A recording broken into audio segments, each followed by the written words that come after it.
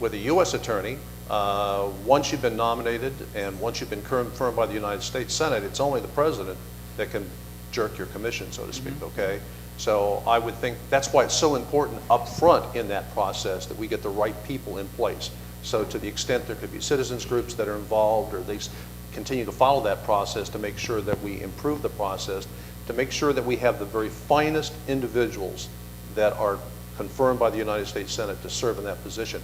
I don't think there's any question that probably the most dominant role and position in the American criminal justice system today is the U.S. Attorney.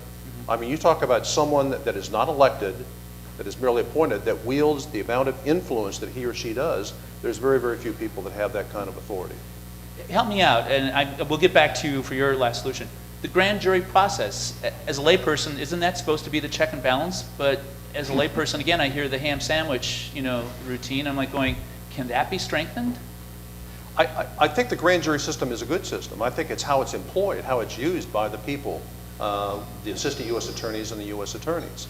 And again, I want to say it's been my experience that it is used as a screening body to determine whether or not this case actually merits an indictment, what the problems with the case are. It's when you have that rogue U.S. attorney or rogue assistant U.S. attorney or whomever that decides that I want to use that grand jury for a rubber stamp that you've got a problem. So for me, it's not the grand jury system. I think the system is fine. It's the people that we may have in place.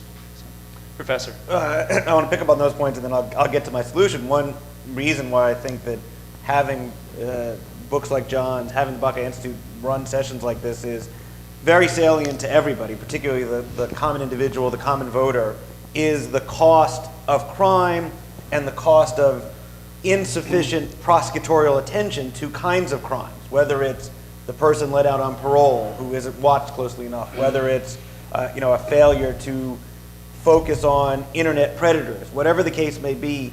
We have newspaper story after newspaper story, we have victims, we have prosecutors, we have a system that's built both in terms of public understanding and in terms of our own emotions, personally, that focuses on the harms of crime and the harms when crimes are under-prosecuted or just not prosecuted sufficiently well to deal with those harms of crime.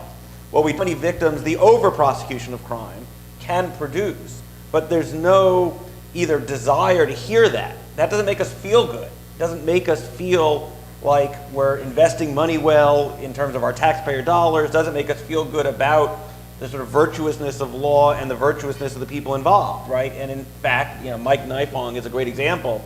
There are, I won't say hundreds of Mike Nifongs out there, but it's those rogue prosecutors who were so eager to say, well, look, they're rogue. They've gone crazy. They don't have the right ideas. They don't understand that. What I think they are is a product of a culture that understandably creates a pressure on prosecutors to prosecute, to do their best, and to be uniquely attentive to the harms of crime and the harms of victims, and uniquely dismissive of the harms of the Mr. Fischers of the world.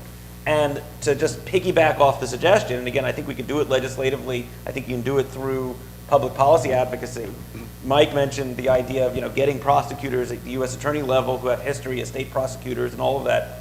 I would say, even more important, have history as defense attorneys, have history appreciating in the kind of real way the harms that come from using that prosecutorial power to an extreme. And that's something that may sound unusual in our current system, but is very commonplace in other adversarial systems, and particularly in England, where they have a system where you have barristers who are appointed to be prosecutors coming from the defense bar, and vice versa. So there are ways that we could structurally tweak the system, whether it would be having in a case like this a requirement in law that you bring in an outside attorney who has to sort of play a supervisory role in the prosecution. That's what the U.S. attorney is supposed to play, but the U.S. attorney, whether it's because of politics, whether it's because of other, having too much on their plate, which is often the case as well, isn't going to kind of play that role that we might have a structural way. And again, I think ultimately it becomes the reporters, becomes the media, becomes the public policy groups that do that. The related suggestion, although this is much more intangible or amorphic, but is to encourage the country to move away from what I think is right now a very harmful instinct of criminal justice first, as the first solution to a problem. Oh, immigration's a problem. Okay, let's throw money at enforcing that. Mortgages have gone through the roof. Okay, let's do more mortgage fraud prosecutions. Oh, the market's in the tank. All right, let's get the Bernie Madoffs. We have this instinct of criminal justice first, whereas I really think, and I think in many respects this was the framers' vision, of criminal justice last. That only if we've tried everything else and haven't been able, and again, we can think about this in areas that are much less business oriented, the war on drugs, right? We've turned to a kind of crime first, prosecute first, get the prosecutors involved first, rather than looking for other mechanisms to deal with these problems. That's not to say there isn't a place for the criminal justice system. There's a huge place, but I think if we come to it last, when we've tried other solutions and those haven't worked to our satisfaction, we can be much more confident that the people involved have a deeper understanding of what can work and what can't. Whereas when we go to it first, when we say, immigration, all right, throw money at prosecuting more immigration cases, I think Ralph's point is exactly right, that we're going to get people involved who don't even understand the nature of the problem. And so we'll use their power in ways that will create more unintended victims than it will solutions. Why don't I at this point turn open to questions from the audience? We've got a great panel here. Yeah, that's right. Okay, that's fine. Yeah, that's right. It's 9:15. We know that many of you need to get going. But we're going to keep the panel here. We're also going to keep Mr. Fischer, David, and John here. But if there's any questions for the jurisdiction, that it was an extraordinarily small slice of the pie. And that part of the problem you have is our collective failure, and the failure of the courts in particular, to limit federal criminal jurisdiction to the constitutional limits that were prescribed. And therefore, we see this phenomena today, what I call every federal prosecution being essentially a political prosecution. Not political in the sense that, someone from Washington called and said, pick out this person, that person, et cetera. But there's no way that they can prosecute everyone even-handedly. So what tends to happen is they veer towards the selective prosecution mode that you talk about, and that results in some of these abuses. So that'd be my question for you to comment on.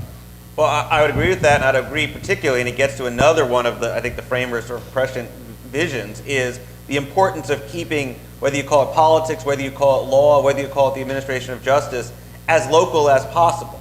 So another big problem, and it's a bigger problem that I think infects all of federal criminal justice enforcement, is as much as the U.S. Attorney and the line U.S. attorneys in Kentucky are attentive to what's going on in Kentucky, their bosses are inside the Beltway.